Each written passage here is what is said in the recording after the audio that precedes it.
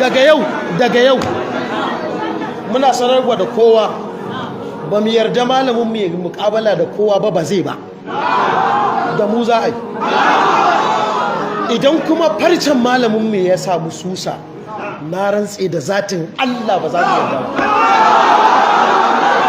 Muna sanarwa idan farcen malam ba da tuntube ba daga Allah, tuntube daga Allah ba, ya samu tuntube daga wani ɗan adam, billahi lazi la ilaha illa huwa ba za mu yadda ba. Muna isar da wannan saƙon kunnan duk wanda yake da hankali, in mai hankali ne ya ɗauka, in ba ya da hankali ya kiyaye. Rigima da mu ba ta da daɗi, domin billahi lazi la ilaha illa huwa mun yarda mu mutu akan wannan da'awar.